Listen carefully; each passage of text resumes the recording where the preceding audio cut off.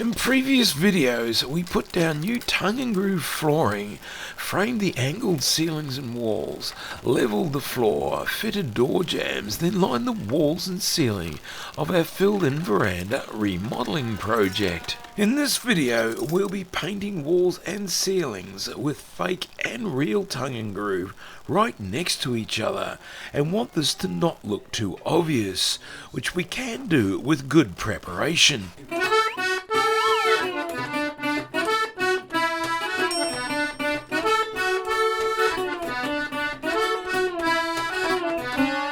We started by priming the one unprimed sheet of fake tongue and groove.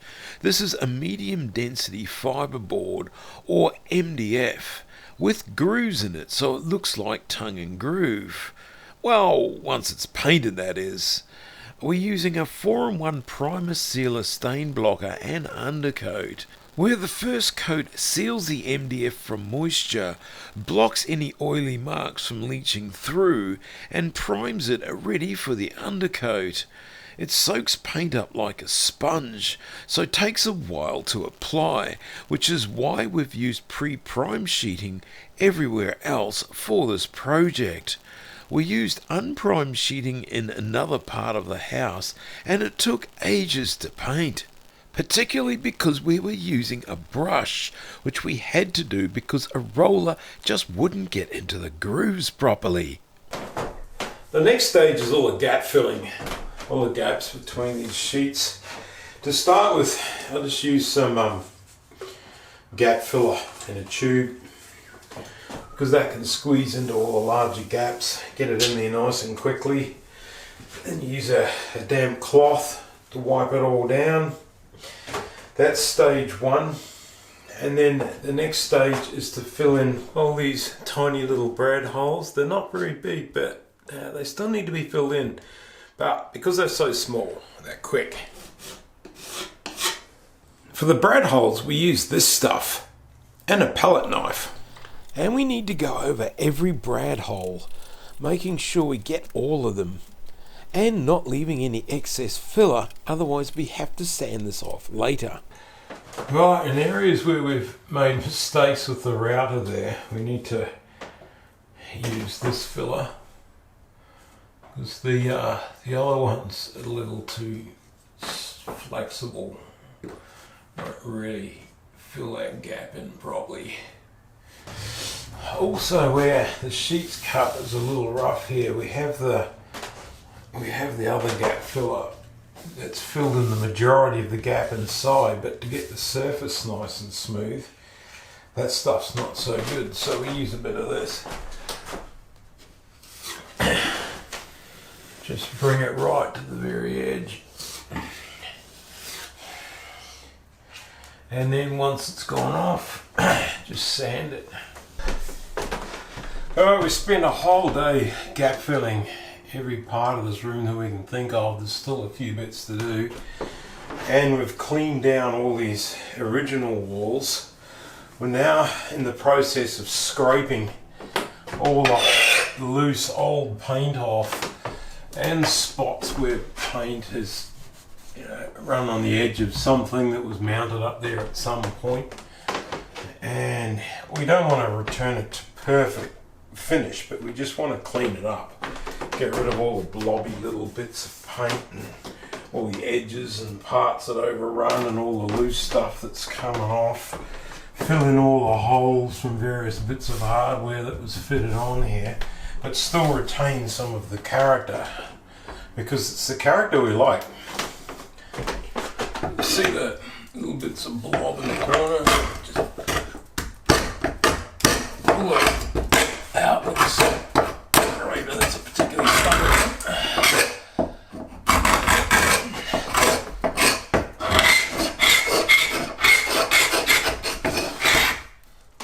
It's a nail in there.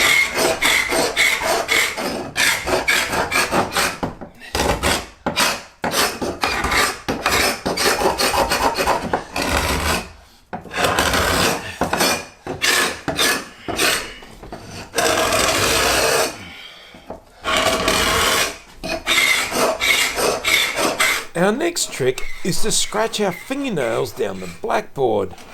Ah, just kidding. It does sound just as cringy though, doesn't it? For larger gaps like this, we use builder's bog because this needs to be mixed up before it will start going off. But all of it will go off within an hour, unlike the other filler that is pre-mixed and requires air to go off. If thick like this, would take days. That's if it would go off at all. It probably wouldn't. Once it's fully hardened, we then take all the high spots off with a chisel and then run a second coat over to get it nice and flat. Now I've got all these walls straight down, the next thing is to fill in these gaps with some smooth 70 wide timber and along the floor. So it looks more like the original framing rather than these big huge gaps because they look terrible.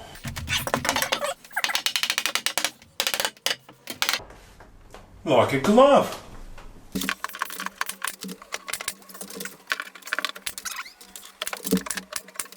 Right, we've finally finished all the gap filling, big hole filling, scraping and the sanding wherever we can see it needs it. So now we can get on with painting, priming that is, undercoating.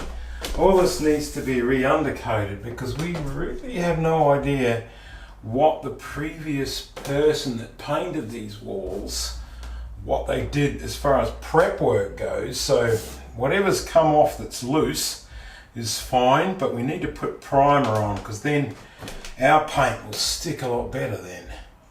Because each part that's down to wood, the primer will then stick to that nicely.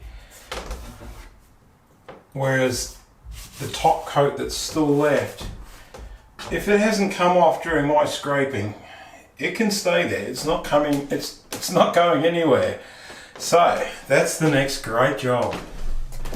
I was going to start with the ceiling in the office here. Now a little trick of mine is to put the brush, when you're not using it, clean coats, and put it in the plastic bag, making sure no air gets in the paint.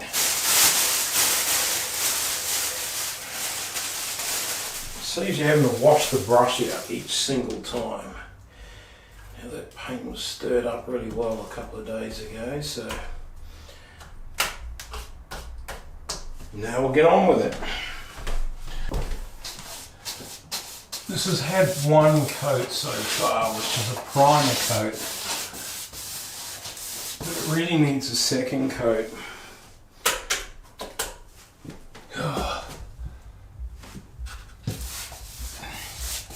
Which is the undercoat. As you can still see that timber underneath. That first priming coat soaks the paint up like a sponge. This here is already primed and undercoated, so we don't need to worry about that, which is quite a time saver. I've put a primer coat, or undercoat, whatever, on these original tongue and groove walls. But it brings up these gaps here, makes them really obvious, and that makes them stand out as being real tongue and groove as opposed to the fake stuff. Makes the fake stuff look more fake. We have some of this gap filler here, and we've shaped that tip so that we can just run some gap filler up in these grooves, these gaps. And then get a damn cloth.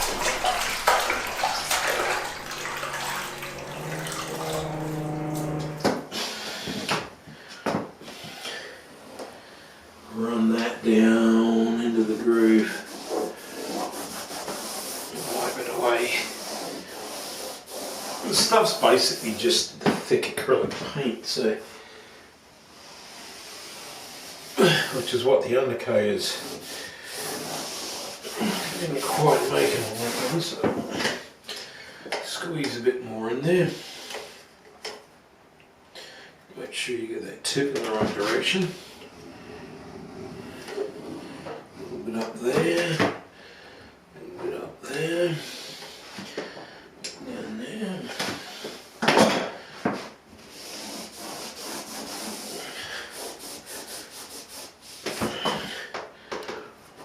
Left over on there.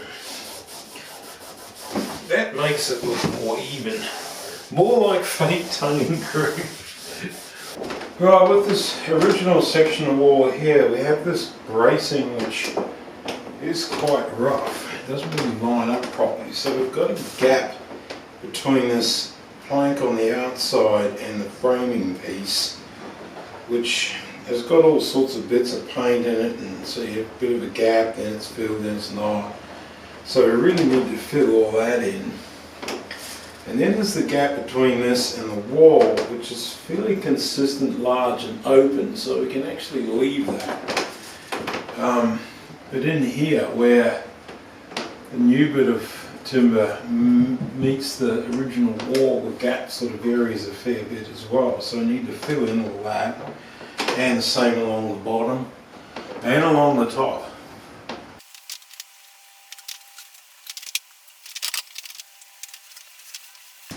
Doesn't that look a lot better? Just not having that openness there. I mean, you can still see there's a groove there, but it just looks a lot nicer and you don't have all this patchy stuff in there. Alright, we finally finished all the gap filling. Now we're ready to start painting the walls, the vinyl coat on the walls and the ceiling. First of all, we cut in with the final colour.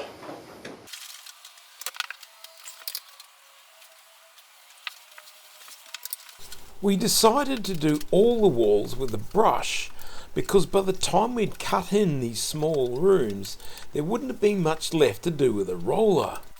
And a roller takes ages to clean.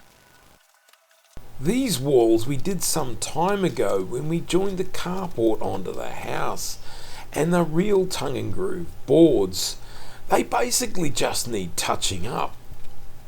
These walls were the original outside walls for the house. They must have been exposed to the elements because they have a lot of weathering, so we're having to paint these with a brush. If we used a roller, it just wouldn't get into all the little pits. We can, however, use a roller on the ceiling because it's fake tongue and groove, and the roller can get into the grooves relatively easily. Well, that's it for this video. In the next video, we'll be restoring 130-year-old doors and discover some boar and dry rot. So what do?